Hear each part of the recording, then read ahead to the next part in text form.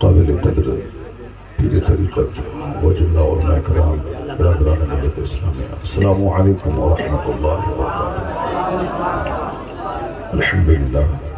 الحمدللہ الذی فضل سیدنا و مولانا محمدا علی العالمین جميعا وأقامه يوم القيامة للمذنبين المتلبسين الخطائين الهالكين شفيعا، فصلى الله تعالى وسلم وبارك عليه وعلى كل من هو محبوب ومرضي لديه ما شاء الله، صلاة تبقى وتدوم بدوام الملك الحي القيوم، وأشهد أن لا إله إلا الله وحده لا شريك له، وأشهد أن سيدنا ومولانا محمدا عبده ورسوله، أما بعد فأعوذ بالله من الشيطان الرجيم، بسم الله الرحمن الرحيم، قل اللهم مالك الملك تؤتي الملك من تشاء وتنزع الملك ممن تشاء وتعز من تشاء وتذل من تشاء، سبحان الله سبحان الله سبحان الله، خير إنك على كل شيء قدير، سبحان الله، صدق الله العظيم۔ ایک بار محبت سے درود شریف پڑھیں، صلی اللہ علیہ وسلم، محمد معظم صلاۃ والسلام علیک یا رسول اللہ، علیہ وبارک وسلم، صلی اللہ تعالی علیہ وسلم یا رسول اللہ۔ محفلیں تو روزانہ ہوتی ہیں اور کبھی کبھی محفلیں بہت پرنور ہو جایا کرتی ہیں ماشاءاللہ۔ آج کی محفل یہ رات کے 2 بجنے والے ہیں، یہ محفل ایسی محسوس ہو رہی ہے کہ محفل کا ابھی آغاز ہو رہا ہے۔ سید صاحب کی نعت پاک نے محفل میں سما باندھ دیا، مدینہ پاک کی حاضری کا جنون تازہ کر دیا۔ ایسا لگ رہا ہے کہ جیسے لوگ زمین، فصل، اناج، ساری چیزیں بیچ کے آج ہی مدینہ چلے۔ جو مدینہ پاک کی حاضری کو بہت قریب سے محسوس کرتے ہیں وہی دوسروں کے دل میں مدینہ کی حاضری کی تڑپ پیدا کرتے ہیں۔ سید صاحب کے بارے میں جیسے بھی ہمارے نقیب صاحب نے کہا کہ تازہ تازہ مدینہ سے آئے، ظاہر سی بات ہے اتنا درد اس لیے آواز میں ہے کہ ابھی مدینے کا نشہ دماغ سے اترا ہے، ابھی آنکھوں میں وہاں کا نور سمایا ہوا ہے۔ کیسا مقدس لمحہ ہوتا ہوگا اس وقت جب رسول پاک کا شہزادہ رسول پاک کی بارگاہ میں حاضر ہے۔ سبحان اللہ سبحان اللہ سبحان اللہ۔ اللہ تبارک و تعالی ان نیک لوگوں کے صدقے ہم سبوں کو بھی گناہوں سے سچی توبہ کی توفیق عطا فرمائے، اور ہمیں بھی اللہ تعالیٰ مدینہ پاک کی حاضری نصیب فرمائے، آمین ثم آمین۔ ایسا لگ رہا تھا کہ سید صاحب نعت پڑھتے رہے، ہم لوگ سنتے رہے، صبح ہو جائے اسی طرح سے عشق میں جھومتے رہے۔ سبحان اللہ، کیا بات ہے۔ ایسی محفلیں بہت کم منعقد ہوتی ہیں، بزرگوں کا خاص فیضان اس محفل پہ۔ اللہ تعالیٰ ہم سبوں کو نیک لوگوں کے نقش قدم پہ چلنے کی توفیق عطا فرمائے، آمین ثم آمین۔ بس آج کی اس مختصر سی بزم میں کچھ مختصر سی باتیں ہو جائیں۔ سب سے پہلی بات تو آپ یہ جان لیں کہ دماغ میں ایک سوال پیدا ہوتا ہے کہ دنیا میں بہت سارے لوگ روزانہ پیدا ہوتے ہیں اور مر جاتے ہیں۔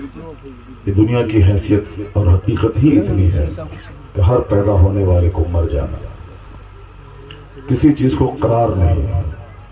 اگر قرار ہوتا تو جو آج سے 100 سال پہلے پیدا ہوئے وہ آج ہماری نگاہوں کے سامنے ہوتے، لیکن 100 سال پہلے جو پیدا ہوئے آج نہیں ہیں۔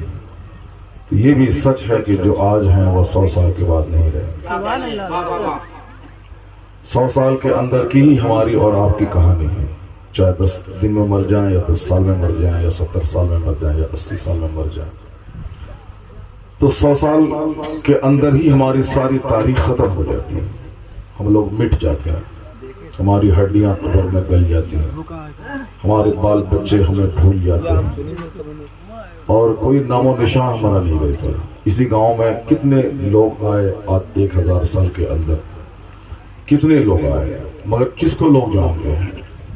سبھوں کو لوگ یاد نہیں کرتے۔ جو صرف آئے، پیدا ہوئے، کمایا، کھایا، گھر بنایا، گاڑی خریدا، مر گیا، اس کو تو صرف چاروں اور برسی تک ہی لوگ یاد رکھتے ہیں، اس کے علاوہ لوگ یاد نہیں رکھتے ہیں۔ لیکن تعجب کی بات ہے کہ سرکار غوث اعظم آج 1000 سال ان کے ہو گئے، سبحان اللہ سبحان اللہ، ان کے وصال کے 1000 سال ہو گئے۔ ان کا گاؤں تو چھوڑیے، جیلان جہاں آرام کر رہے ہیں اس بغداد کو تو چھوڑیے، آج دنیا میں کروڑوں لوگ ہیں جو اپنے نام کے ساتھ لفظ قادری لگانے کے فخر کرتے ہیں۔ اور غوث پاک کی محفلیں گھر گھر میں منعقد ہوتی ہیں۔ آخر کیا ہے؟ ہمارے اس گاؤں میں 1000 سال میں لاکھوں لوگ پیدا ہوئے مر گئے، کوئی کسی کو نہیں جانتا۔ پوری دنیا میں لاکھوں لوگ پیدا ہوتے ہیں روزانہ اور مرتے ہیں، کچھ لوگ ایسے ہوتے ہیں کہ جس کا نام بھولایا نہیں جاتا۔ ہمارے دادا کی قبر کہاں ہے نہیں معلوم ہے، آپ سبوں سے میں پوچھوں کہ آپ کے پردادا کی قبر کہاں ہے نہیں معلوم، مر گئے چلے گئے، کہانی ختم ہو گئی۔ زیادہ غم اگر لے کے ڈھوائیں گے آپ مرنے والوں کا تو جینا مشکل ہو جائے گا۔ حدیث میں آیا ہے کہ جب لوگ اپنے رشتہ داروں کو دفن کر کے لوٹتے ہیں تو قبر کی مٹی اٹھا کر کے لوگ فرشتے رشتہ داروں کے چہرے پہ ڈال دیتے ہیں، اور اس مٹی کا اثر یہ ہوتا ہے کہ جو دفنانے سے پہلے سینہ پیٹتے تھے، سر کے بال نوچتے تھے، دفن کرنے کے بعد جب مٹی فرشتے اٹھا کے پھینکتے ہیں تو وہ بھول جاتے ہیں،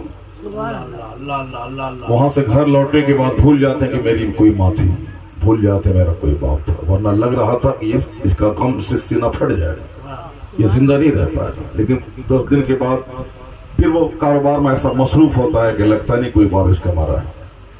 آخر ایسا کیوں ہوتا ہے؟ میں اپنے والد کو بھول گیا، میں اپنے دادا کو بھول گیا، ان کی قبر پہ کبھی نہیں جاتے، جبکہ فضیلت آئی ہے کہ ہر جمعہ کے دن جو ماں باپ میں سے کسی ایک یا دونوں کی قبر پہ حاضری دیتا ہو، اللہ اسے فرما بردار بیٹوں کی جماعت میں اٹھائے۔ سبحان اللہ سبحان اللہ سبحان اللہ۔ کسی نے اگر زندگی میں اپنے ماں باپ کی خدمت کرنے میں کوتاہی کی کسی وجہ سے ہو، وہ بعد وصال اگر ان کی قبر پہ بار بار وہ حاضری دیتا رہا تو اللہ تبارک و تعالی ان کی اس خطا کو معاف کر دے گا اور ان کے باپ کی روح کو ان کی طرف سے راضی کر دے گا، اور باپ کے دوستوں سے جو حسن سلوک کرے گا اور باپ کی وصیت کو جو پوری کرے گا، اللہ اسے فرمانبردار بیٹوں میں شامل فرمائے گا۔ لیکن کتنے لوگ ہیں جو ہر جمعہ کے دن ماں باپ کی قبر پہ جاتے ہیں؟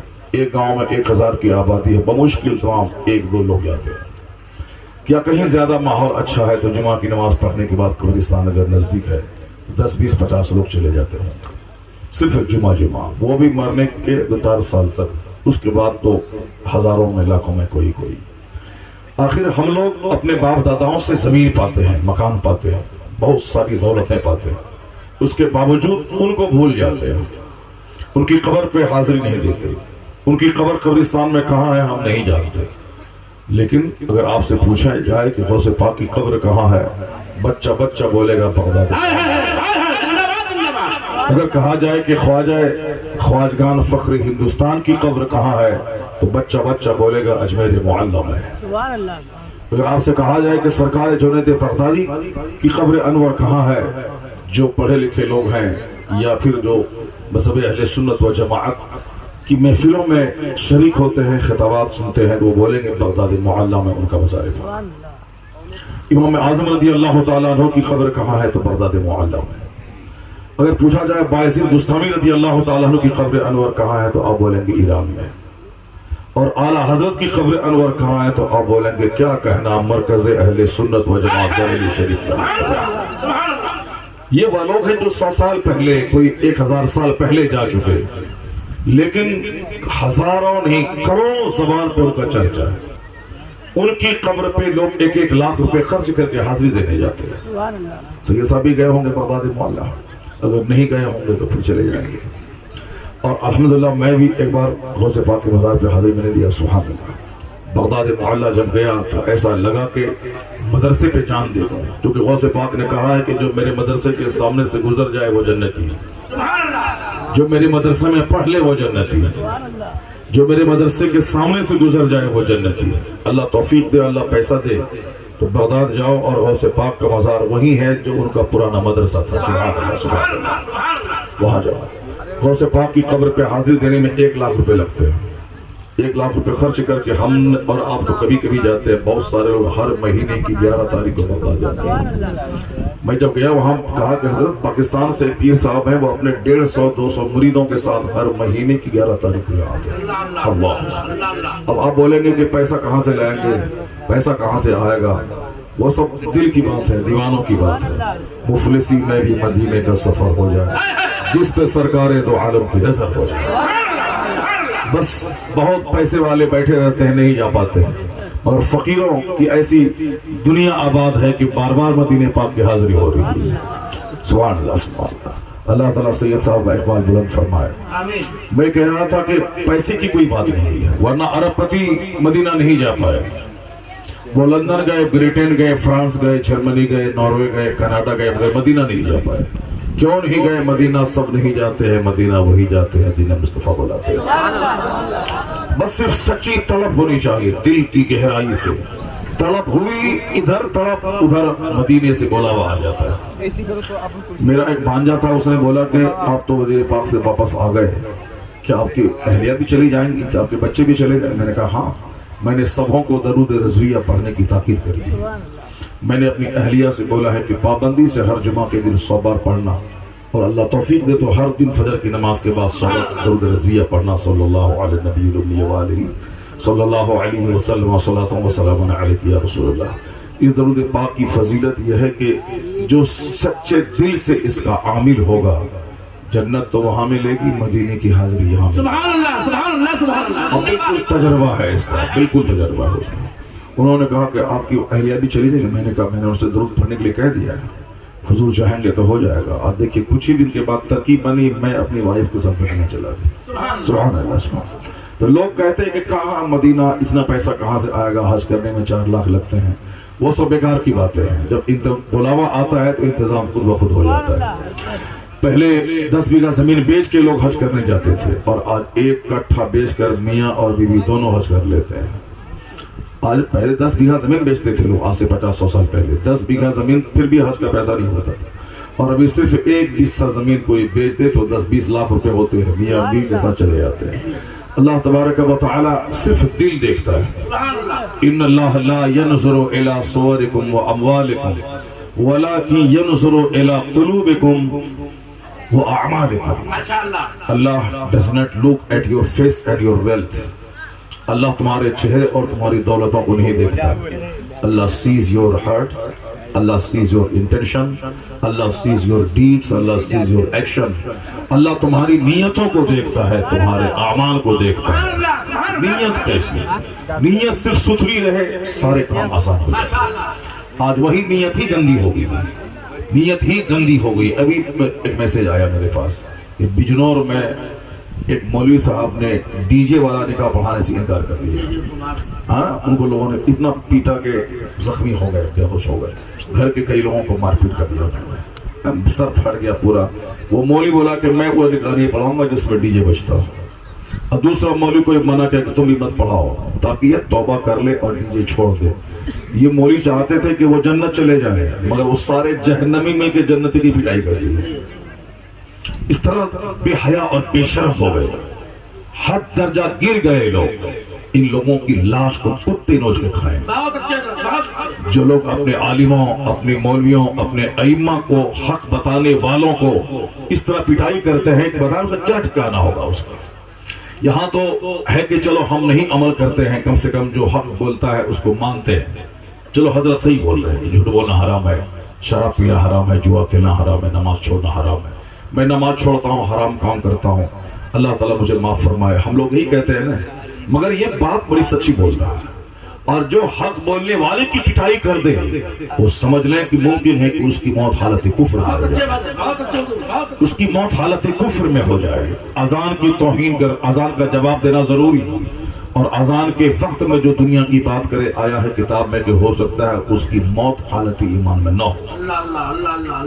جو عالموں کی توہین کرتا ہو، ممکن ہے کہ اس کا چہرہ قبلہ کی طرف سے اللہ پھیر دے. سرکار غریب نواز کے ملفوظات میں ہے کہ ایک شخص مرنے کے بعد گھر والوں نے بڑی کوشش کی کہ ان کا چہرہ قبلہ کی طرف ہو جائے، جیسے ہی گھماتا تھا پھر جاتا تھا۔ کئی بار انہوں نے ٹرائی کی، آواز ہاتف غیبی سے آئی، چاہے جتنی کوشش کر لے اس کا چہرہ قبلہ کی طرف نہیں ہوگا۔ کیوں؟ یہ زندگی میں جب بھی عالموں کا چہرہ دیکھتا تھا نفرت سے اپنا چہرہ موڑ لیتا تھا۔ عالم دین نائب پیغمبر ہوتے ہیں، عالم دین اپنے باپ اور اپنی ماں کا خطبہ نہیں پڑھتے ہیں، وہ جمعہ کے دن ممبر پہ چڑھ کے رسول پاک کی عظمت کا خطبہ پڑھتے ہیں۔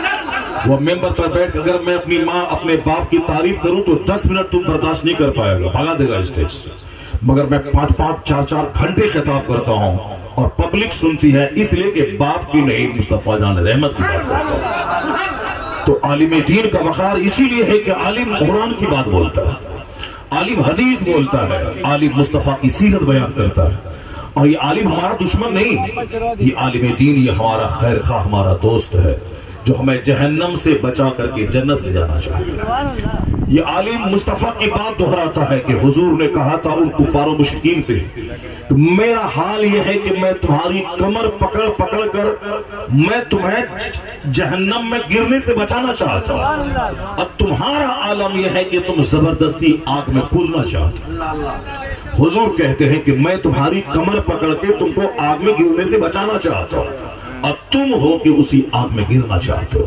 یہی حال حضور کے نائبین علماء کا ہے۔ یہ جمعہ کے دن شراب کی مذمت کر کے، سود کی مذمت کر کے وہ چاہتا ہے کہ سماج سود سے پاک ہو جائے، کیونکہ جس قوم میں سود کا کاروبار زیادہ ہوتا ہے اللہ تعالیٰ اس قوم کے لوگوں کو بزدل بنا دیتا ہے، اس پر ظالم حاکموں کو مسلط کر دیتا ہے۔ یہ عالم ہمیں کہتے ہیں کہ حدیث پاک کا مفہوم ہے کہ سود کھانے کے جتنے بھی درجے ہیں گناہ کے 70 درجے، اس میں سے ادنا درجہ یہ ہے کہ این کا ہر رجل امہ، یہ کہ ایک آدمی اپنی ماں سے نکاح کرے یعنی زنا کرے، ادنا درجہ ہے۔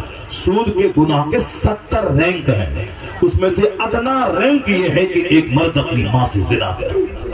جس کے سینے میں غیرت ہوگی اس طرح کی باتیں سننے کے بعد وہ کبھی سود نہیں کھائے گا۔ مگر کچھ لوگ ہیں کہ جو نشے میں بہے جاتے ہیں، اسے صرف دولت بڑھانا اس کا مقصد ہے، دولت بڑھے، جبکہ ان پاگلوں کو معلوم ہے کہ 100 سال پہلے 1,000 بیگھہ زمین کے جوتنے والے لوگ تھے، آج ان کی قبر پہ کتا چل رہا ہے، آج ان کی قبر پہ جانور پیشاب کر رہے ہیں، آج ان کی قبر کا نام و نشان مٹ گیا۔ ہمارے علاقے میں بہت سارے سیٹ تھے جس کے گاؤں کو اسٹیٹ بولا جاتا تھا، جہاں اسٹیٹ لوگ رہتے، آج ان کی قبر کہاں ہے کسی کو معلوم نہیں، ان کے بال بچوں کو معلوم نہیں، وہاں جانور چلتے ہیں، کتے بلی پیشاب پخانہ کرتے ہیں۔ مگر جن لوگوں نے تقوی کے ساتھ زندگی گزاری ان کی قبروں کو بھی دیکھا ہوگا۔ دلی میں 22 خواجاؤں کی چوکھٹ، ان آستانوں پہ حاضری دیتے، وہاں بلی نہیں چڑھتا، وہاں گلاب کا پھول چڑھایا جاتا ہے، وہاں چادریں چڑھائی جاتی ہیں۔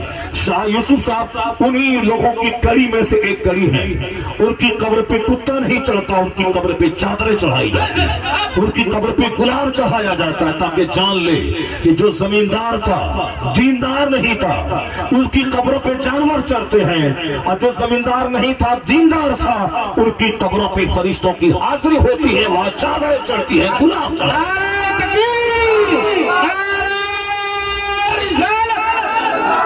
حضور مفتی شہریار صاحب 1,000 بیگھہ زمین جوتنے والے جب آج نہیں رہے، ان کا بچہ ریڑی چلا رہا ہے، ان کا بچہ رکشہ چلا رہا ہے، ان کا بچہ بمبئی کے حاجی علی کے علاقے میں چشمہ اور بچوں کا کھلونا بیچ رہا ہے، ان کے بچے بس کا کنڈکٹر بن کر بس کا ٹکٹ بیچ رہے ہیں، اور جو ہمارے گھر میں گائے چراتا تھا وہ آج کروڑوں اور اربوں میں کھیل رہا ہے۔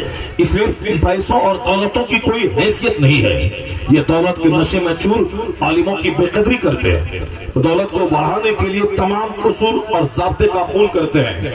آپ یہ جان لیں کہ اللہ تبارک و تعالی ہی عزت دینے والا، وہی ذلیل کرنے والا، وہ جسے چاہتا ہے حکومت دیتا ہے اور جس سے چاہتا ہے چھین لیتا ہے، جسے چاہتا ہے عزت دیتا ہے، جسے چاہتا ہے ذلیل کرتا ہے۔ اللہ تبارک و تعالی ہی سب کچھ کرتا ہے۔ یہ بندے کی حیثیت کیا ہے؟ یہ بندہ ایک ناپاک قطرے سے پیدا ہوا ہے، اس بندے کے پیٹ میں ہمیشہ 2 kg پاخانہ رہتا ہے، چاہے آپ امام صاحب رہیں کہ صاحب آپ پردھان منتری رہیں، چاہے کوئی بھی رہیں، مولانا رہیں کہ کوئی بھی رہیں، مگر پیٹ میں غلاظت رہتی ہے۔ اور استنجا لگنے کے بعد ہمیں باتھ روم جانا پڑتا ہے، اور باتھ روم میں ہم اپنے مریدوں، اپنے شاگردوں، اپنے مقتدیوں اور اپنے نوکروں کے ساتھ نہیں جاتے کہ چلو میرا پیشاب پخانہ صاف کر دینا، نہیں، وہ بے حیائی کی انتہا ہو جائے گی۔ چاہے پیر صاحب رہے، چاہے پردھان منتری صاحب رہے، اسے باتھ روم میں اکیلے جانا پڑتا ہے، اور وہ اپنا پخانہ خود اپنے ہاتھ سے ان کو دھونا پڑتا ہے۔ یہ بتائیں کہ جو دوسروں کو کہتا تھا یہ بہتر ہے، یہ صاحب دوسروں کا پخانہ دھوتا، اس کی کیا اوقات ہے؟ ہر آدمی کو اپنا پخانہ صاف کروایا جاتا ہے تاکہ جب دماغ میں تجھے بسے کہ میں کچھ ہوں، میں زمیندار، میں پتنی دار، میں پردھان منتری، میں پریزیڈنٹ، میں 50 بیگھہ زمین کا جوتنے والا، 50 فیکٹری کا مالک، تو باتھ روم میں اپنا پخانہ دھونا یاد کر لینا تاکہ پتہ چل جائے کہ تجھ میں اور مہتر میں کیا فرق ہے۔ غرور کو مٹانے کے لیے اللہ نے پیشاب پخانہ کو ہمارے ساتھ لگا دیا ہے تاکہ جب بھی دماغ میں لگے کہ میں کچھ ہوں تو اپنا پخانہ صاف کرنا یاد کر لینا، تیرا سارا غرور دور ہو جائے گا، تیرا سارا تکبر مٹ جائے گا، پتہ چل جائے گا تیری اوقات کیا ہے۔ تو اللہ نے پیشاب پخانہ اور نیند دے کر ہمیں کمزور بنایا ہے کہ تو کمزور ہے، کبھی طاقتور بننے کی کوشش مت کرنا تاکہ تم ان تمام پہلو پہ نظر ڈالے گا تو پیشانی سجدے میں ڈال کے بولے گا الہی میں بندہ ہوں تو خدا ہے، میں کمزور ہوں تو طاقتور ہے، میں عبد ہوں تو معبود ہے، میں ساجد ہوں تو مسجود ہے، میں کچھ نہیں ہوں میرے خدا تو ہی سب کچھ۔ نعرہ تکبیر، نعرہ رسالت، مسلک اعلیٰ حضرت پیغمبر سرکار مفتی شیر اعظم، نعرہ تکبیر، ماشاءاللہ ماشاءاللہ ماشاءاللہ۔ اصل یہ دل جس کا زندہ ہے وہی آدمی، جس کا دل مر گیا ہو مردوں سے بدتر ہے۔ آج لوگوں کے دل مر گئے، اسی لیے دولت چاہیے، چاہے ماں سے زنا کرنے کے بعد دولت ملے مگر دولت چاہیے، چونکہ سود کھانا کا 70 گنا ہے، اس کا ادنا درجہ ہے ماں سے زنا کرنا، مگر لاکھوں لوگ ہیں جو سود کا کاروبار کر رہے ہیں۔ یہ ہماری ماں بہن بیٹیاں بھی دوسروں کے بہکاوے میں سود کا کاروبار کر رہی ہیں، وہ صاحب گروپ چلا رہی ہے، سود کا کاروبار کر رہی ہے، صرف چند پیسہ جمع کرنے کے چکر میں۔ یہ دنیا ذلیل ہے، اللہ ذلیلوں کو زیادہ دیتا ہے۔ اب دنیا جیفت و طلابها کلاب، حدیث میں آیا ہے کہ یہ دنیا مردار ہے، اس کے طلبگار کتے ہیں۔ جیسے مری ہوئی بکری کو کوئی انسان نہیں کھاتا، کتا کھاتا ہے، اسی طرح سے حدیث میں آیا ہے کہ یہ دنیا مثل مردار کے ہے، اس کے طلبگار کتے ہیں۔ کون؟ جو نماز روزہ چھوڑ کے پیسہ کمائے، جو حج و زکوٰۃ چھوڑ کے پیسہ کمائے، جو جنت کی فکر چھوڑ کے پیسہ کمائے، جس کا مذہب صرف پیسہ کمانا ہو، اس کی مثال کتے کی ہے جو مردار پہ ریجھ رہا ہے۔ اب دنیا جیفت و طلابها کلاب، یہ دنیا مردار ہے، اس کے طلبگار کتے ہیں۔ اے مومن، کبھی ان کافروں کی دولتوں پہ للچائی نگاہ سے مت دیکھنا، ان کی گاڑی کو مت دیکھنا، ان کی زمینداری کو مت دیکھنا، ان کی سلطنت کو مت دیکھنا، اس لیے کہ اللہ تبارک و تعالی اس ذلیل دنیا کو ذلیلوں کو زیادہ دیتا ہے، اپنے محبوب کے غلاموں کو اس دنیا سے بچاتا ہے۔ تمہیں مسجد تمہاری ویران ہو گئی جبکہ مسجد تمہارا مرکز ہے، کہیں مسلمان نظر آئے نہ آئے مسجد میں نظر آئے۔ یہ مسجد ہمارا سینٹرل پلیس ہے، مرکز ہے، جہاں جمعہ کے دن واز ہوتا ہے، جہاں نماز پنجگانہ باجماعت ہوتی ہے، جہاں عالم دین خطاب کر کے ہمیں دین سکھاتے ہیں۔ مسجد ہی ہماری کوٹ اور کچہری ہے۔ اسی مسجد نبوی سے مصطفیٰ فیصلہ فرماتے تھے، اسی مسجد نبوی سے جمعہ کے دن مصطفیٰ خطاب فرماتے تھے، اسی مسجد نبوی میں جب حضور نے چاہا ممبر پہ کھڑے ہو کے کبھی 12 گھنٹے کا خطاب کیا ہے۔ نہیں سنی تم نے وہ حدیث کی مصطفیٰ فجر کی نماز کے بعد فارغ ہونے کے بعد ممبر پہ چڑھے خطاب کیا حتیٰ حضرت ظہر، یہاں تک کہ ظہر کا وقت آ گیا، سرکار ممبر سے نیچے اترے، نماز پڑھائی، پھر ممبر پر چڑھے خطاب کیا یہاں تک کہ عصر کا وقت آ گیا، پھر آپ نے نماز پڑھائی، پھر ممبر پر چڑھے اور آپ نے خطاب کیا حتیٰ غربت الشمس، یہاں تک کہ سورج غروب ہو گیا۔ فجر کی نماز سے لے کے سورج کے ڈوبنے تک لمبا خطاب، 16 گھنٹے 15 گھنٹے ہوتے ہیں ملک عرب میں، وہاں لمبا دن ہوتا ہے۔ اب وہاں 15 گھنٹے خطاب مصطفیٰ کے اس حدیث پاک کی روشنی میں، تو مسجد نبوی ہمارا مسجد نبوی سے وہیں سے ساری مسجدوں کا رشتہ جڑا ہے، تو ہر مسجد ہمارے لیے مرکز ہے۔ مسجد سے خطاب ہوگا، مسجد میں گفتگو ہوگی، مسجد میں فیوچر کے پلان بنائے جائیں گے، مسجد میں دنیا کی بات نہیں ہوگی، مسجد میں صرف آخرت آخرت کی بات ہے۔ माशाअल्लाह माशाअल्लाह مسجد میں صرف عبادت ہوگی، مسجد میں سجدہ ہوگا، مسجد میں قوم کی حفاظت کا پہلو بیان کیا جائے گا۔ اس لیے مومن کہیں نظر آئے نہ آئے مسجد میں نظر آئے۔ کہا گیا ہے کتاب میں کہ المومن فی المسجد کا سمک فی الماء، مومن مسجد میں ایسا ہوتا ہے جیسے مچھلی پانی میں ہوتی ہے۔ माशाअल्लाह माशाअल्लाह مچھلی جب تک پانی میں ہے قرار ہے، چھومتی ہے، کھیلتی ہے، لیکن جیسے ہی پانی سے نکال دے مچھلی تڑپ تڑپ کے مر جاتی ہے۔ اسی طرح مومن کا رشتہ جب تک مسجد سے جڑا تھا یہ غریبی میں بھی بادشاہت کرتا تھا، माशाअल्लाह یہ زمین پہ رہ کے بادشاہوں کے دلوں پہ شاست کرتا تھا۔ وہ کھجور کھانے والا مدینے کا، کھانا بدوش مدینے کے، بکری کے چرانے والے عرب کے، عرب میں کھیتی باڑی نہیں ہوتی تھی، وہاں کے لوگ بکری چراتے تھے۔ عرب میں کھانا بدوش لوگ تھے، اپنے گھر کو کاندھے پہ رکھتے تھے، جہاں گیا تمبو گاڑا، رات گزاری، پھر صبح ہوئی کھوٹا اکھاڑا، تمبو کاندھے پہ لیا، چل دیا۔ یہ کھانا بدوش لوگ تھے جس کا گھر کاندھے پہ ہوتا تھا۔ وہ کھیتی باڑی نہیں، وہاں بکری چراتے تھے، وہ لوگ تجارت کرتے تھے، وہ کھجوروں کا کاروبار کرتے تھے۔ کھجور کھانے والا، کئی کئی دن تک بھوکا رہنے والا، اونٹ چرانے والا، وہ ایران کی سلطنت کو اکھاڑ کے پھینک دیا۔ 1000 سال تک ایران پہ مجوسیوں کی سلطنت تھی، مگر یہی خانہ بدوش، یہی کھجور کھانے والے، یہی بکری کے چرانے والے، یہی اونٹ چرانے والے مصطفیٰ کی نگاہ عنایت سے، اللہ کی تائید اور نصرت سے ایران کی 1000 سالہ مجوسیت کی بنیاد اکھاڑ کے اسلام کی سلطنت ہے۔ माशाअल्लाह माशाअल्लाह اللہ سمت، اللہ کا وعدہ ہے کہ تم نیک بنو گے میں تجھ پر رحمتوں کی بارش کر دوں گا، تم جنت کے طلبگار ہو گے میں تجھے دنیا بھی دے دوں گا، تم مومن بن جاؤ میرے محبوب کا غلام، صرف گھر مکان نہیں دیں گے تمہیں، بادشاہت دے دیں گے، سلطنت دے دیں گے۔ آج ہم ذلیل اور رسوا ہو گئے، کافروں سے بدتر ہم دولتوں کی ہوس میں ہو گئے۔ یہ کافر تو محنتیں 8-8 گھنٹے کرتا ہے، مگر میں چاہتا ہوں کہ ڈکیتی کر کے میں مالدار بن جاؤں، میں چاہتا ہوں چوری کر کے مالدار ہو جاؤں، میں چاہتا ہوں دوسروں کی زمین ہڑپ کے میں مالدار ہو جاؤں، میں چاہتا ہوں میں نکما بے روزگار بیٹھ بیٹھ کے دولتوں کے بارے میں سوچتا رہوں اور دولت میرے گھر میں آ جائے۔ وہ تو محنت کر کے کماتا ہے اور ہم تو محنت بھی نہیں کرنا چاہتے ہیں، اور چاہتے کہ مالدار بن جائے۔ جنت کی طلب میں سے دنیا کی طلب ہے، اس لیے ہم رسوا ہو گئے۔ جو اپنے گھر کے بارے میں سوچے گا، جو اپنی اولاد کے بارے میں سوچے گا، جو صرف اپنے کھانے کپڑے کے بارے میں سوچے گا، اللہ اسے ذلیل کر دے گا۔ میں نے کہا تھا کہ اللہ اپنے نیک بندوں کو کیسی عزتیں دیتا ہے، حکومت دیتا ہے، سلطنت دیتا ہے، عزت دیتا ہے۔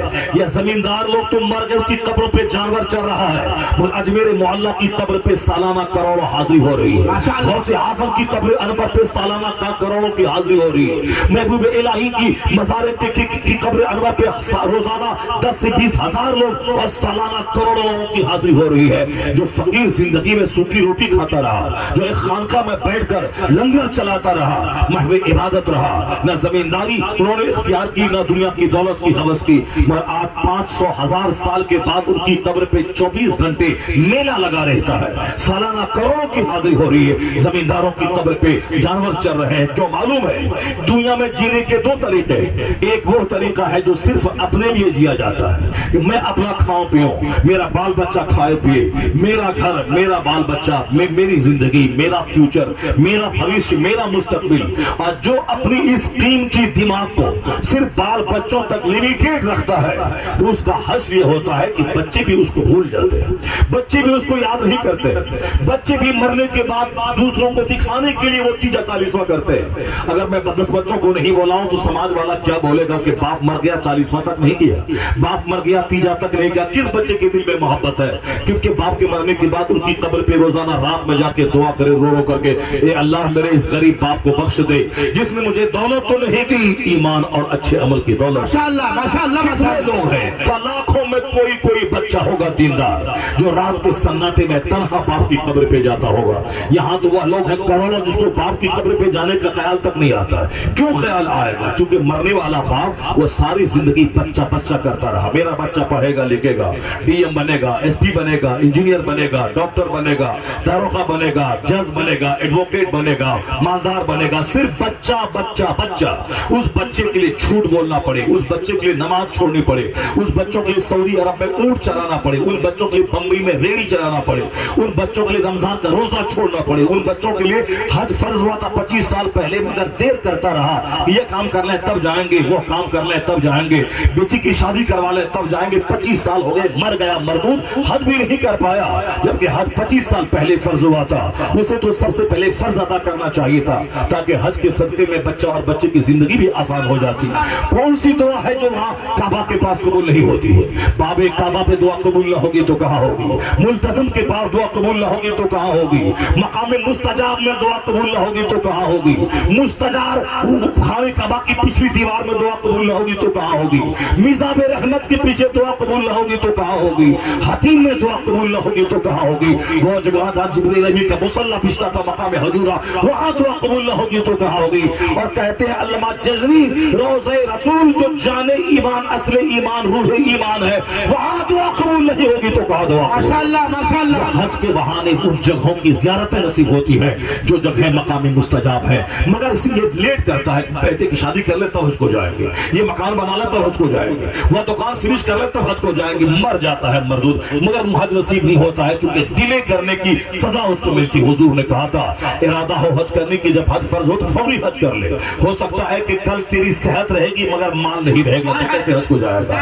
ہو سکتا ہے مال رہے مگر صحت نہیں رہے تو کیسے حج کو جائے گا؟ بے شمار لوگوں کے پاس مال ہے مگر اس کو اپاہج ہو گیا، اس کو لقوہ کی بیماری ہو گئی، وہ فالج زدہ ہو گیا، نہیں جا پاتا، وہ دوسروں سے حج بدل کروایا۔ اس لیے حضور نے کہا تھا کہ حج کا ارادہ ہو جلدی کر، ورنہ مال ہے کل مال نہیں رہے گا، اور مال رہے گا صحت نہیں رہے گی، صحت رہے گی مال نہیں رہے گا، فوری کر لے۔ یہاں صرف بچوں کی خاطر یہ سارا جہنم مول لیتا ہے، بچوں کی خاطر جھوٹ کیوں بولتے؟ بچوں کی خاطر نماز پنجگاہ میں کیوں نہیں پڑھتی؟ کیا کرے، ٹائم نہیں ملتا، دکان سے فرصت نہیں ملتی، کیا کروں، نوکری ہے، ملازمت میں فرصت نہیں ملتی۔ اعلیٰ حضرت نے لکھا ہے کہ وہ نوکری کرنا حرام قطعی ہے جس نوکری میں نماز پڑھنے کی فرصت نہ ملتی۔ اعلیٰ حضرت نے کہا جو ایک وقت کی نماز جان بوجھ کر چھوڑ دے وہ بھی بے نمازی ہی ہے، یعنی اس کا بھی شمار بے نمازیوں میں ہوگا جو ایک وقت کی نماز جان بوجھ کے بیٹھا رہا، نماز چھوڑ دیا۔ اس لیے وہ لوگ جو جلسے کی تیاری میں، عرس کی تیاری میں، چادر کاغذ سندر کی تیاری میں، بیٹے کی بارات کی تیاری میں، بیٹی کی بارات کے نکاح کی تیاری میں نماز چھوڑ دیتے ہیں، وہ یقین رکھے کہ شادی ضروری نہیں ہے، نماز ضروری ہے۔ وہ یقین جانے کہ نماز اس کی عبادت ہے جس نے ہمیں زندگی دی ہے، اسے چھوڑ کر کوئی شادی خوشی کا موقع نہیں دے گی، وہ شادی بربادی کا ذریعہ ہو جائے گی جس شادی کو نماز چھوڑ کر کے کیے جائے۔ اس لیے چاہے بیٹے کا جنازہ گھر سے نکلے تو بھی نماز نہیں چھوڑنا ہے، چاہے بیٹی کی بارات آئے تو بھی نماز نہیں چھوڑنی ہے۔ رجال لا تلہیہم تجارت ولا بیع عن ذکر اللہ، یہ وہ سلیکٹڈ لوگ ہیں، نہ دنیا کا کوئی بزنس نہ دنیا کا کوئی انگیجمنٹ اسے اللہ کے ذکر سے روک پاتا ہے۔ جنازہ نکلے تو بھی نماز پڑھی جاتی ہے، بارات آئے تو بھی نماز پڑھی۔ ماشاءاللہ ماشاءاللہ ماشاءاللہ۔ یہ ہے وصف تکبیر، نعرہ رسالت، مسلک اعلیٰ حضرت، نعرہ تکبیر، سبحان اللہ سبحان اللہ۔ دنیا میں جینے کا دو ہی طریقہ ہے، ایک وہ لوگ ہیں جو صرف بال بچہ کرتے رہتے ہیں، یعنی بچوں کو پڑھانا ہے، لکھانا ہے، مکان بنانا ہے، 5 بیٹے ہیں تو 5 گھر دینا ہے، 5 بیٹے ہیں تو 5 بیگھہ زمین سب کو دینا ہے، 5 بیٹے ہیں تو 5 دکان سب کو دینا ہے۔ میں کہتا ہوں بدتمیز پہلے اپنے بیٹے کو زندگی دے دے کہ میرا بچہ 70 سال دنیا میں زندہ رہے گا، اس کے بعد ان کے گھر کی فکر کرنا، اس کے بعد ان کے مکان کی فکر کرنا، ورنہ بہت سارے بچے ڈاکٹر بن کر امریکہ سے آتے ہیں اور پیسہ کمانے کا وقت آ گیا، ہاسپٹل میں بیٹھا، مرض پیلیا کا ہوا، یہاں تک کہ اچانک اٹیک آیا، مر گیا، باپ کا سارا سپنا چور چور ہو کے رہ گیا، اس کا خواب شرمندہ تعبیر نہیں ہو سکا۔ ہزاروں بچے ہیں جس کو سروس کے لیے جوائننگ لیٹر ہاتھ میں ملا اور وہ جوائن کرنے جا رہا، راستے میں ایکسیڈنٹ کیا، وہ مر گیا۔ بہت خواب ہے ڈاکٹر بنانا، انجینئر بنانا اور بچوں کو 5 کی طرح مکان دینا، بمبئی میں 5 بچہ ہے تو 5 فیکٹری بنا کے سب کو دے دینا، چاہے اس کے بنانے میں داڑھی بنوانی پڑے، نماز چھوڑنی پڑے، جوکروں کی زندگی گزارنی پڑے، رات بھر سجدے کا خیال تک نہ آئے، رمضان کے دنوں میں بھی جانوروں کی طرح کھڑتے رہے، کام کرتے رہے تاکہ بچوں کو 5 بچے ہیں 5 فیکٹری دینی ہے، نہ تلاوت کا، نہ تراویح کا، نہ روزے استغفار کا، نہ درود کا، نہ کلمہ پڑھنے کا کوئی خیال تک آتا، صرف ہوس ہے پیسے کی، 5 بچے ہیں 5 گھر دینا ہے، 5 دکان دینی ہے۔ تو جو نماز چھوڑے گا بچوں کی خاطر، جو نماز چھوڑے گا بچوں کی خاطر، جو جھوٹ بولے گا بچوں کی خاطر، جو اللہ کو ناراض کرے گا بچوں کی خاطر، جو 50 لاکھ روپے رشوت دے کے نوکری کا حرام کام کر کے نوکری کی بنیاد رکھے گا تاکہ 1 لاکھ مہینہ کمائے کہ بچوں کو گھر مکان بنا کے ڈاکٹر انجینئر بنائے، یہ بھول گیا کہ رشوت لینا اور دینا دونوں حرام ہے، اور حرام کر کے نوکری لینا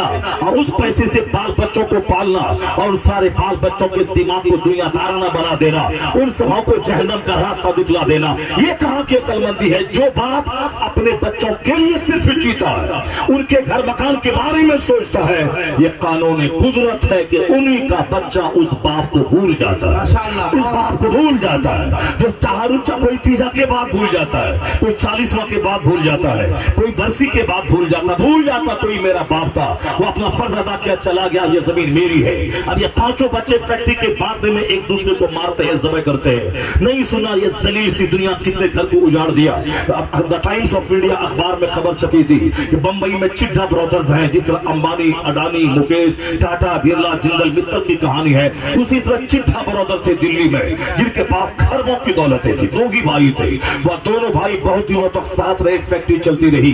دا ٹائمز آف انڈیا میں اس کی خبر چھپی کہ دونوں بھائی ایک ٹیبل پر بیٹھ کر اپنی جائیداد کو بانٹنے کے لیے ایک جگہ بیٹھے تھے کہ بہت دن ساتھ رہے، اب ہمارے بال بچے ہو گئے، اب ہم سب کو الگ ہو جانا چاہیے، جتنی پراپرٹی ہے آپس میں ڈیوائیڈ کر لیں۔ ان دونوں نے آپس میں بیٹھ کر، ان کے پاس 10 20 50 نوکر غلام چلتے تھے، بہت سارے باڈی گارڈز رہتے تھے، امبانی اڈانی کی طرح وہ دولت مند تھا، ان کے پاس لائسنس والا ریوالور ہمیشہ رہتا تھا اور گنر ان کے پاس رہتے تھے، اتنے پیسے والے لوگ تھے، گورنمنٹ کی نگاہ میں اس کی حیثیت تھی، کروڑوں میں وہ ٹیکس گورنمنٹ کو دیتا تھا، اس لیے گورنمنٹ اس کے مفاد کو مد نظر رکھتے ہوئے اپنی پارلیمنٹ اور اسمبلی میں بل پاس کرتی تھی، اتنی پہنچ والے لوگ تھے۔ لیکن جب دونوں ٹیبل پر بیٹھ کر پراپرٹی ڈیوائیڈ کرنے کے لیے بیٹھے تو پراپرٹی یہ ہماری وہ تمہاری ٹھیک ہے، یہ زمین میری وہ زمین تمہاری ٹھیک ہے، یہ گھر میرا وہ گھر تمہارا ٹھیک ہے، ایک پراپرٹی میں دونوں بزید ہو گئے کہ یہ میری تو یہ میری، چھوٹا بولا یہ میرا ہوگا، بڑا بولا، چھوٹا بولا فیکٹری میری ہوگی، بڑا بولا فیکٹری میری ہوگی، دونوں ضد پہ اڑ گئے۔ بڑا بولا میں بڑا بھائی ہوں، میں نے محنتیں کی اپنے باپ کے ساتھ میں، اس لیے مجھ کو فیکٹری ملنی چاہیے، میں نے اس کو آباد کیا ہے۔ چھوٹا بولا میں چھوٹا بھائی چھوٹا ہوں، میرے باپ کا پیار میرے ساتھ ہے، چھوٹوں کو نوازنا چاہیے، یہ بڑی فیکٹری ہماری ہے۔ جبکہ دونوں قربانی دے دیتا، چھوٹا کہتا ہاں بھائی تم لے لو، یا بڑا بھائی بولتا چھوٹے کو ہاں تم لے لو، کھرب پتی ہونے میں کوئی فرق نہیں پڑتا، چونکہ اتنی دولتیں اس کے پاس تھی، اس فیکٹری کے علاوہ بے شمار دولتیں تھی۔ لیکن یہ دنیا ذلیل ہے اور یہ دنیا کتنوں کو کھا چکی ہے، یہ دنیا کس قدر لوگ گھروں کو اجاڑ چکی ہے، یہ دنیا قاتل ڈائن شوہر کش ہے۔ اعلیٰ حضرت کہتے ہیں شہد دکھائے زہر پلائے، قاتل ڈائن شوہر کش، اس مردار پہ کیا لل جانا دنیا دیکھی والی، کیوں اس مردار پہ لل جاتا ہے، کیوں نمازیں چھوڑ کے دکان کھولتا ہے، کیوں نمازیں چھوڑ کے کھیتی باڑی کرتا ہے، کیوں نمازیں چھوڑ کے فیکٹری چلاتا ہے، فیکٹری پہ پیشاب پخانہ کر دے مگر نماز مت چھوڑ، اپنی کھیتی کو چھوڑ دے مگر نماز مت چھوڑ، اس لیے کہ نماز اس رب کی عبادت ہے جو روزی دینے والا ہے، رزاق کو چھوڑ کے کوئی ذریعہ رزق برکت نہیں لائے گا۔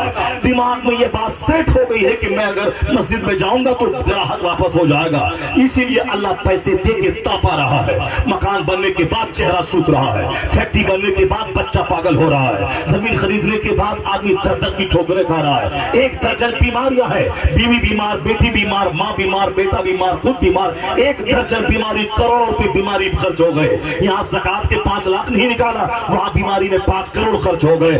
دولتوں کے انبار پہ بیٹھا ہے تو مست رہنا چاہیے، چہرہ گلاب کی طرح کھلنا چاہیے، لیکن تم نے مسجد کے امام کو دیکھا 5000 کمانے والا، ان کا چہرہ گلاب کی طرح کھل رہا ہے، جمعہ کے دن جب وہ ممبر پہ چڑھ کے خطاب کرتا ہے ایسا لگتا ہے جیسے کوئی راجا ہے پرجا کو خطاب کر رہا ہے، کوئی فیلڈ مارشل ہے جو اپنی فوج اور آرمی کو للکار رہا ہے، امامہ سر پہ ہاتھ میں عصا، ایسا لگتا ہے جیسے کوئی فیلڈ مارشل ہو وہ اپنی فوج کو للکار رہا ہو۔ ایڈوکیٹ نیچے ہے، بیرسٹر نیچے ہے، ڈی ایم نیچے ہے، داروغہ نیچے ہے، سارے لوگ نیچے ہے، ایک غریب کا بچہ جو عالم بن کے آیا ہے وہ ممبر پہ چڑھا ہوا ہے۔ یہ حدیث رسول کی خدمت کا انعام ہے کہ وہ سردار بن کے ممبر پہ چڑھا ہے۔ ایڈوکیٹ اور لائر نیچے ہے تاکہ دنیا جان لے کہ ممبر دولتوں سے نہیں ملتی، ممبر تو قرآن حدیث کے علم کی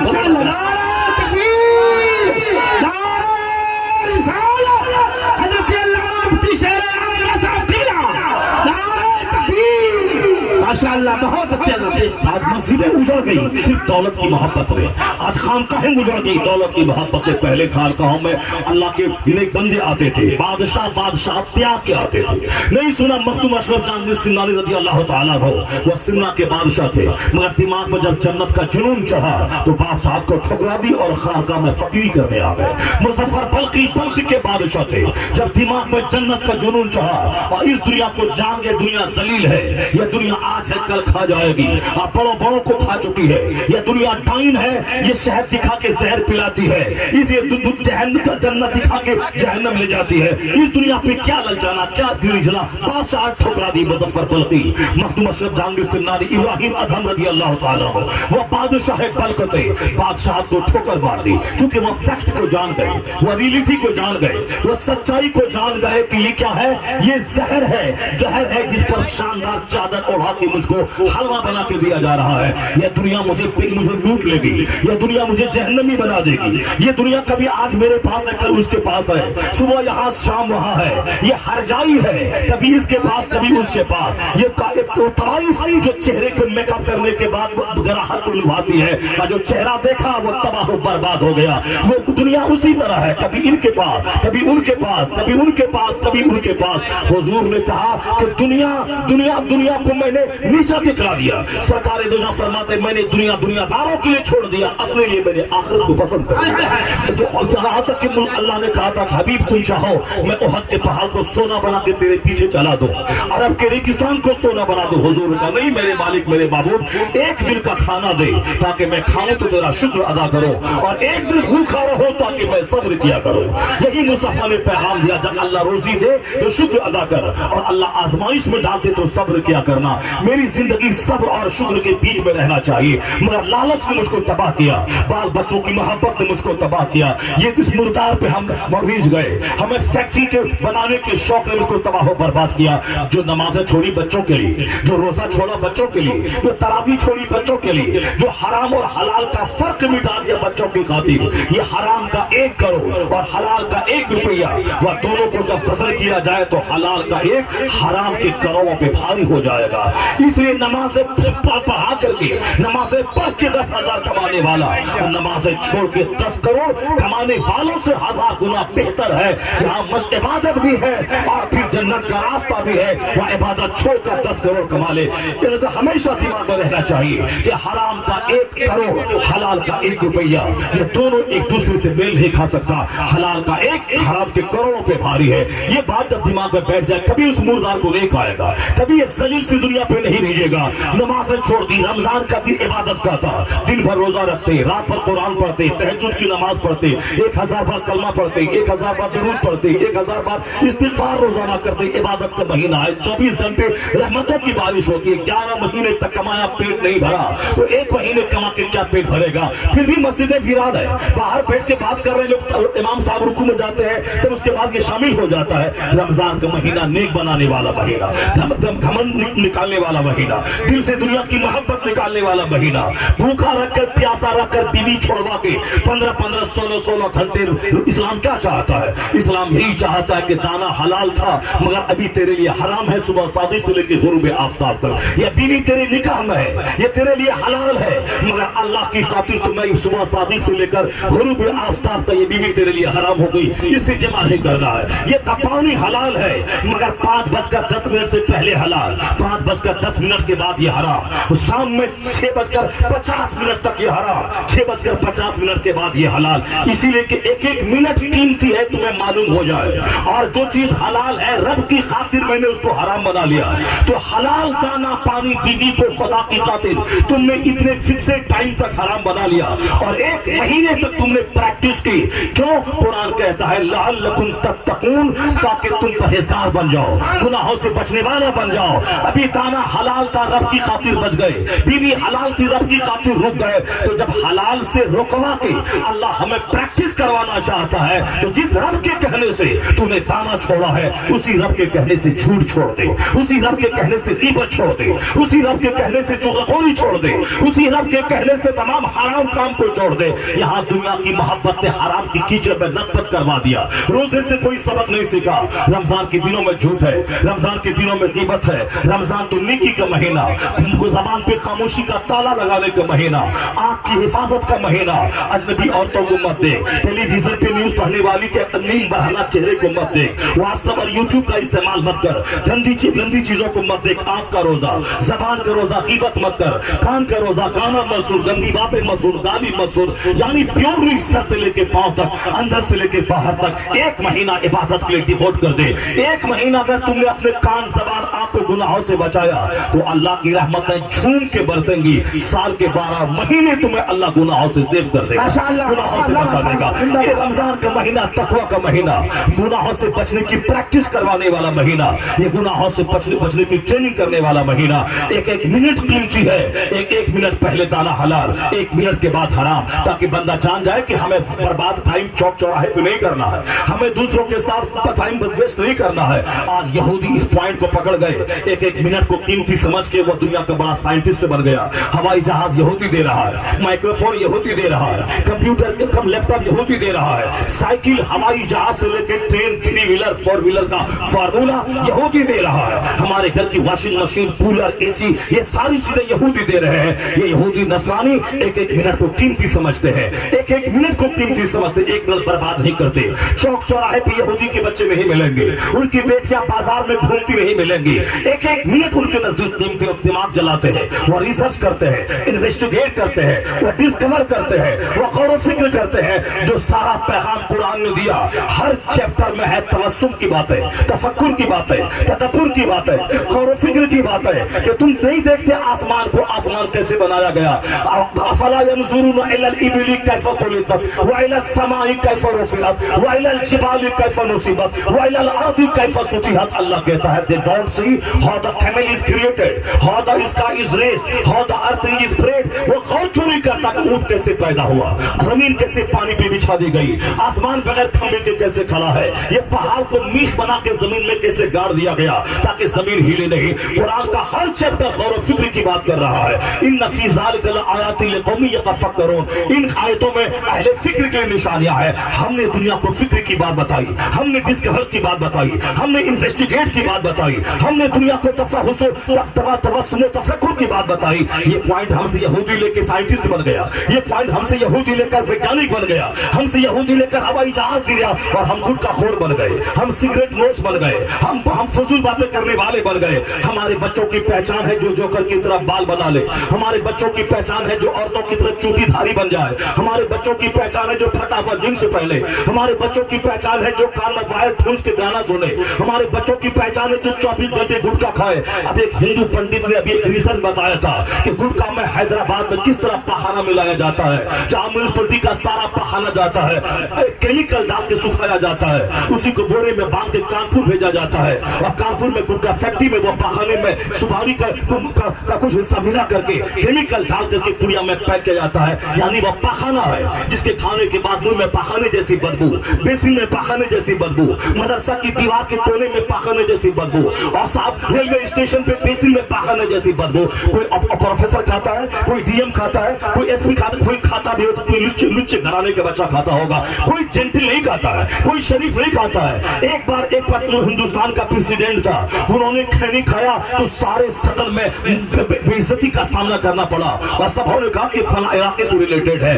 उत्तर प्रदेश और बिहार का वो इलाका जो गोरखपुर का, देवरिया का, जो सीवान छपरा से मिला जो बिहार का इलाका है, इन इलाके वाले को मेरठ, मलियाना और मुरादाबाद वाले लोग उसको देहाती समझते हैं, वहाँ गोंगा समझते हैं, इनको बोलना तक नहीं आता, उर्दू तक नहीं आते, खैनी बीड़ी सिगरेट से फुर्सत नहीं है। अगर सीने में गैरत मौजूद है तो आज से गुटखा छोड़ दे, आज से खैनी छोड़ दे, आज से बीड़ी छोड़ दे, आज से सिगरेट छोड़ दे। फजूल चीजों में क्या काम लगाने का, जो 1 घंटा तक तुम गुटखा खा के करेगा, बाप सलाम का जवाब तक नहीं देगा। उतनी देर अगर 100 बार दरूद पढ़ लिया तो लाखों नेक के नाम अमान में लिखी चली। मैंने देखा, मैंने बनारस के एक मुफ्ती साहब से कहा आप पान क्यों नहीं खाते, पान खाना बुजुर्गों की सुन्नत है। कहा बुजुर्गों ने दिन इस तरह पान नहीं खाते थे कि चबाया, गटर गटर किया और फिर की ही फेंका फिर दूसरा खाया। मुफ्ती आजम हिंद एक पान खाते थे, अगर 4 घंटे के बाद ही वह पान निकालते थे तो पान बिल्कुल हरा रहता था। यानी एक तरफ दबा दिया बस शेर बिशाल सुन्नत भी खाते थे, एक तरफ दबा दिया आला हज़रत भी खाते थे, एक तरफ दबा दिया 4 घंटे के बाद पान हरा निकलता था। लेकिन आज पूरा चबा चबा के फिर के फेंकना और निकल जाना, पूरा टाइम बर्बाद करना, मुंह को थूक से भर देना। वह लोग नेक लोग थे, इधर पान दबा रहता था, इधर जबान से कलमा का विर्द होता रहता था, दुरूद का विर्द होता रहता था। तो जो लाखों में की मुफ्त में कमा सकते हो, तुम बाइक चलाता है, यहाँ से बाइक लेके तुम जाता है गोंडा जाता है, बलरामपुर जाता है, जबान पे गुटखा खा के जाता है, फिरकी फेंकता है, गिरता है, मर जाता मोटरसाइकिल से। तुम फिरकी फेंकता है, तेरा सारा कपड़ा खराब हो जाता है। तुम कार का ड्राइवर है, खाता है गुटखा, खिड़की खेल खोल के तुम फेंकता है, कार खराब हो जाती है। और अपना गेट खोल के तुम थूक फेंकता है, कभी कभी ड्राइवर गिर जाते हैं और मर जाते हैं। क्यों फजूल काम करते? अगर मर गया उसी हालत में चप गया तो क्या होगा? कलमा पढ़ने का मौका नहीं मिलेगा, मुंह में थूक भरा रहेगा, मलकुल मौत आएंगे, बोलेगा 1 मिनट मोहलत दे, थूक फेंके और कलमा पढ़ के मर जाए, नहीं देगा फरिश्ता मोहलत। इसलिए बुजुर्गों ने कहा कि जब मौत सस्ती है, कहीं भी आ सकती है, तो हर वक्त मौत के लिए तैयार रहा। गाड़ी पे हाथ पे स्टिंग रहे, जबान पे कलमा रहे। अगर मौत आ गई तो जबान पे कलमा रहेगा, जन्नती से मौत।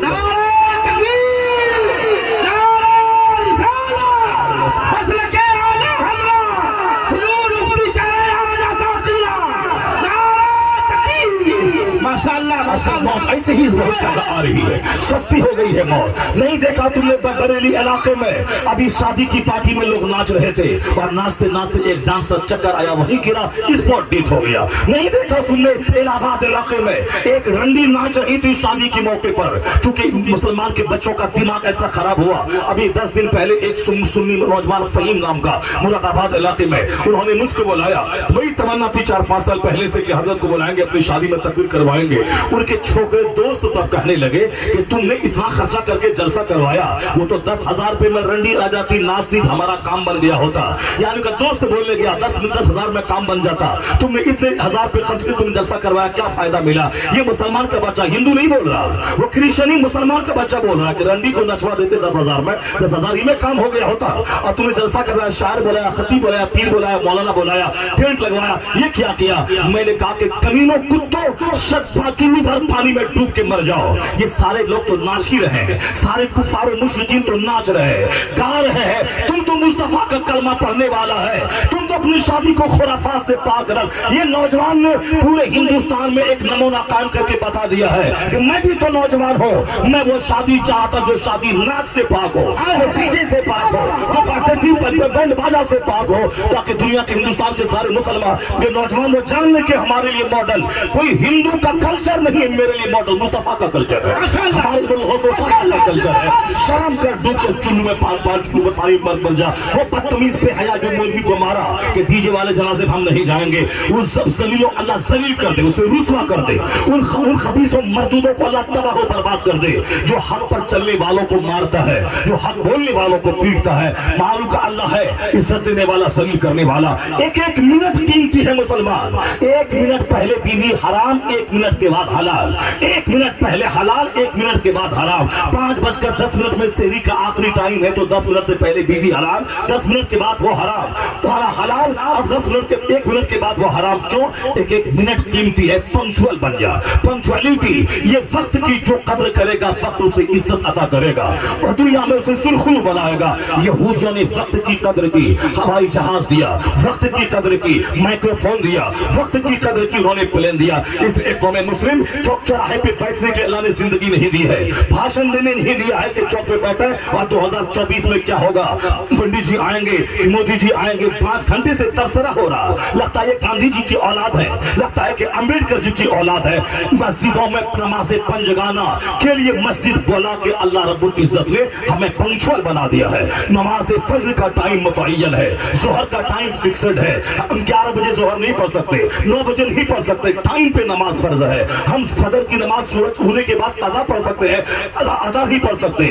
عشاء کا ٹائم مغرب ختم ہونے کے بعد ہوتا ہے, مغرب کے ٹائم ہم نہیں پڑھ سکتے. یعنی نماز کا ٹائم, قربانی کا ٹائم, حج کا ٹائم, 12 مہینے کوئی عرفات جا کے بیٹھ جائے حج نہیں ہوگا, بلکہ حج تو ذی الحجہ کی 9 تاریخ کو حالت احرام میں جو میدان عرفات میں گزرے گا وہ حاجی ہوگا. یہاں وقت فکسڈ ہے, روزے میں ٹائم فکس ہے, حج کا ٹائم فکس ہے, قربانی کا ٹائم فکس ہے, نماز کا ٹائم فکس ہے, سورج و چاند کے نکلنے ڈوبنے کا ٹائم فکس ہے. جس کے قرآن نے ٹائم پہ اتنا زور دیا ہو, وہ ٹائم کو برباد کرنے والا. سونا ہے 2 بجے تک, اٹھنا ہے 10 بجے تک, یعنی کافر کو بھی پیچھے چھوڑ دیا. کافر کے بچے تو آج 4 بجے اٹھ کر ایکسرسائز کر رہے ہیں, ورزش کر رہے ہیں تاکہ ہمیں صحت ملے, مگر میرے بچے صحت کا خون کر رہے ہیں. رات کے 2 بجے تک موبائل چلانا, اس کے بعد دن کے 10-11 بجے اٹھ کر اس وقت ناشتہ کر کے پھر کاروبار کو جانا. یعنی ان کا لباس کافروں جیسا, منہ کا گٹکا کافروں جیسا, ہیئر اسٹائل کافروں جیسا, سونے اور پڑھنے کا اسٹائل کافروں جیسا. بزرگوں نے کہا تھا کہ عشاء پڑھ کے جلدی سو جا اور سحری کے ٹائم میں اٹھ جانا, وہ فرشتوں کے آنے کا ٹائم ہے, زمین پہ اترنے کا ٹائم ہے. اور حضور نے کہا تھا فَإِذَا سَمِعْتُمْ, جب تم سنو مرغ کی آواز, فَاسْأَلُوا اللَّهَ مِنْ فَضْلِهِ, اس وقت اللہ کا فضل مانگ, چونکہ دعا کی قبول ہونے کی گھڑی ہے. جب فرشتہ آسمان سے زمین پہ آتا ہے, مرغ بانگ دینے لگتے ہیں. مرغ رات پر چپ رہتا ہے, مگر یہ کتا رات بھر ہلڑ بازی کرتا ہے, اس گلی سے اس گلی, اس گلی سے اس گلی, اس گلی سے اس گلی. اور جہاں سحری کا ٹائم آیا, یہ کتا بیچ سڑک پہ سو جاتا ہے, نالے کے کنارے سو جاتا ہے, راک کے ڈھیر پہ سو جاتا ہے. بزرگوں نے کہا کہ دیکھ لے تیرا کیریکٹر کتوں سے میل کھاتا ہے یا فرشتوں سے میل کھاتا ہے. عشاء کے بعد جو سو جائے, فجر سے پہلے جو اٹھ جائے, اس کا کام فرشتوں سے میل کھاتا ہے, اس کا کام مرغ سے میل کھاتا ہے. اور جو رات کے 2 بجے سوئے اور دن کے 10 بجے اٹھے, رحمت کا فرشتہ آیا چلا گیا اور رحمت لے کے چلا گیا, یہ سویا رہا محروم رہا. ان کی مثال ان کتوں جیسی ہے جو رات بھر ہلا بازی اور فرشتوں کے اترتے ٹائم میں وہ سو گیا, جوتا پہنے سو گیا, دلان میں سو گیا, جہاں جہاں سو گیا.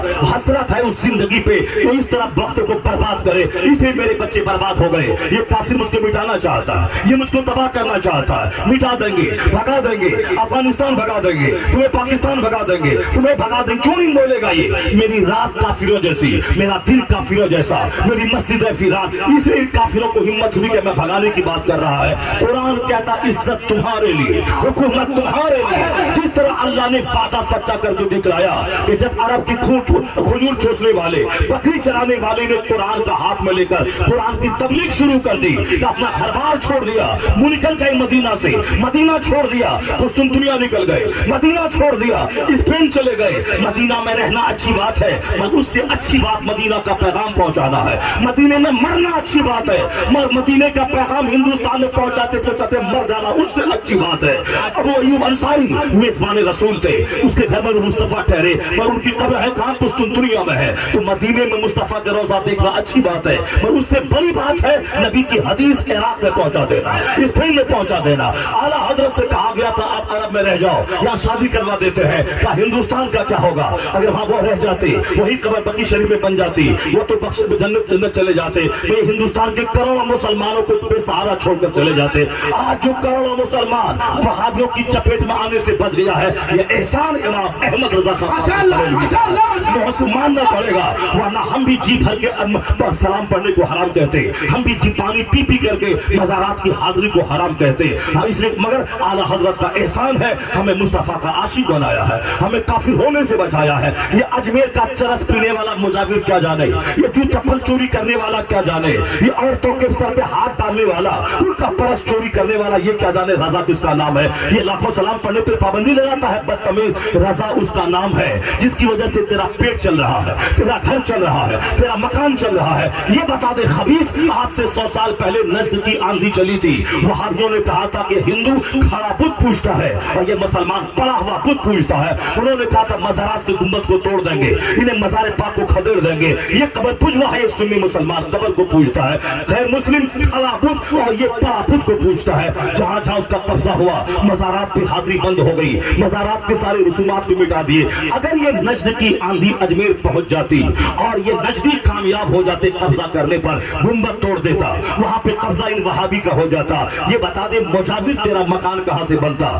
تیرا گھر کہاں سے بنتا, تیرا پیٹ کہاں سے چلتا, تو چادر اور پھول بیچ کے کیسے اپنے بال بچوں کو پالتا. یہ بتا دے کس نے اس आंधी को अजमेर पहुंचने से रोक दिया, किसने उस आंधी की कमर तोड़ दी, किसने उसके ताबूत में आखिरी कील ठोक दी। 1000 के करीब किताबें लिखकर वो तन्हा रजा ने इन नस्लियों के ताबूत में आखिरी कील ठोक दी। वो रजा के नेज़े की मार है कि आदू के सीने में गार है, किसे चारा जोई का वार है कि ये वार वार से पार है। नारे तकबीर, नारे रिसालत, हज़रत अल्लामा अलहाज मुफ्ती शहरे यार रजा साहब किबला, नारे तकबीर, माशाअल्लाह। अपने मोहसिनों को याद कर, वो जालिम आज वहां चादर पोशी सलामत है, गुलपोशी सलामत है। एहसान इस सदी में इमाम अहमद रजा खां फाज़िल बरेलवी का है, जिन्होंने मरासिम अहले सुन्नत का तहफ़्फ़ुज़ किया, जिन्होंने तहफ़्फ़ुज़ नामूस रिसालत करते हुए एक पासबान निगहबान की तरह हिंदुस्तान के मुसलमानों के ईमान का तहफ़्फ़ुज़ किया है। इसलिए मदीने में मरना कमाल है, मगर दीन की राहों में शहीद हो जाना उससे बड़ा कमाल है। दीन बताते बताते लाखों को मुसलमान बनाना ये उससे बड़ा कमाल है। वो खाना बदोश स्पेन चले गए, अल्लाह ने स्पेन 1000 साल तक के मुसलमान के हवाले कर दिया। वो खाना बदोश ईरान चले गए, ईरान की हुकूमत छीनकर मुसलमान के हवाले कर दिया। मोहम्मद इब्न कासिम 18 साल का अपने चंद साथियों के साथ हिंदुस्तान चले आए। अल्लाह ने 1000 साल तक हिंदुस्तान की जमीन मुस्तफा की